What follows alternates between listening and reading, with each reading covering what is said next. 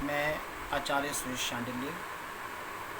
आज हम बात करते हैं विवाह योग की। कई बार मुझे फ़ोन आते हैं कि विवाह योग सटीक कैसे बताया जाता है, मगर जहाँ पर मैं बड़ी ही सरल विधि से विवाह योग के बारे में बताऊंगा कि विवाह योग कब लगता है, किसकी दशा में लगता है। एक सरल विधि। वैसे तो विवाह योग बताने के कई इसमें साधन हैं, कई प्रकार से विवाह योग बताया जाता है, मगर जो मैं अब बताने जा रहा हूँ बिल्कुल सरल विधि है। तो आइए समझने की कोशिश करें इस सरल विधि को कि कैसे कुंडली में विवाह योग बनता है। तो आइए ये हमारी एक कुंडली बन गई। इसमें 12 भाव हैं। 1 2 3 4 5 6 7 8 9 10 11 और 12। ये जो पहला भाव है इसमें एक अंक है, इसे लगन कहते हैं। ये लगन है। लगन से अर्थात पहले भाव से गिना 1 2 3 4 5 6 7। ये जो 7वां भाव है ये है विवाह का भाव। विवाह, इस घर को विवाह घर कहते हैं। तो इस घर में जो भी राशि होगी, जैसे जहाँ पर 7 अंक है, 7 अंक अर्थात तुला राशि। अब तुला राशि का स्वामी जो है वो है शुक्र। अब तो इसमें 7 अंक है, तुला राशि है, मगर इसमें कोई भी अंक हो सकता है। जैसे लगन में पहले घर में 2 अंक आया तो 2 के मुताबिक 2 3 4 5 6 7 8, जहाँ पर 8 अंक भी हो सकता है। 8 अंक अर्थात वृश्चिक राशि। वृश्चिक राशि का स्वामी मंगल।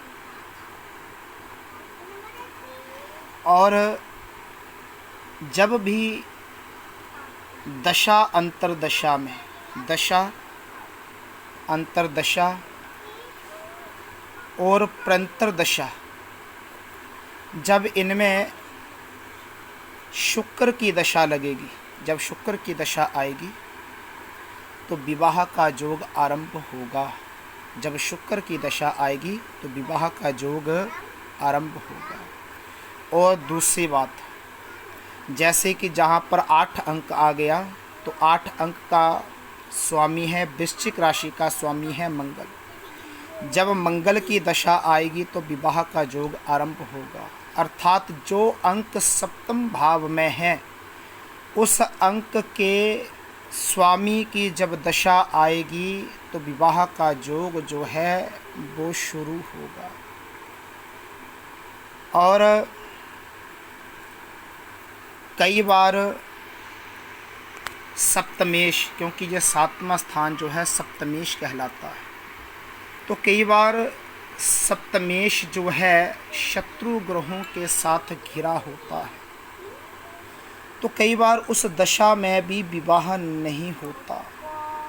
तो ऐसी परिस्थिति में सप्तमेश का उपाय करके, सप्तमेश का उपाय करें और जिस ग्रह के साथ सप्तमेश बैठा है उस ग्रह का भी उपाय करें तो विवाह योग जो है उसमें अवश्य में विवाह होगा।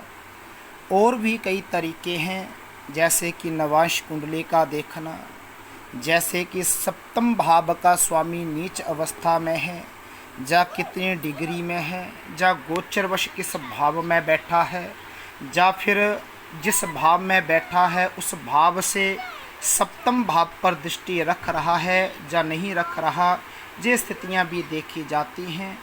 मगर सबसे सटीक जो है, जो सरल विधि है, आम जो ज्योतिष सीखते हैं उनके लिए यही विधि है कि जब सप्तमेश की दशा लगती है उसकी दशा, अंतरदशा और प्रंतर दशा में विवाह का योग आरंभ होता है।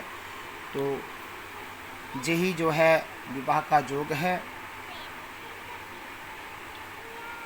तो इसमें आज इतना ही बहुत है। आगे हम बताएंगे अगली वीडियो में कि कई बार विवाह कुंडली में 2 विवाह के योग होते हैं, कई बार 3 विवाह के योग भी होते हैं, और कई बार स्थिति ऐसी होती है कि विवाह तो हो जाता है परंतु तलाक हो जाता है। तो जो ऐसी स्थितियां हैं उन स्थितियों को भी हम अगली वीडियो में बताएंगे। आज के लिए इतना ही काफ़ी। बोलिए शंकर भगवान की।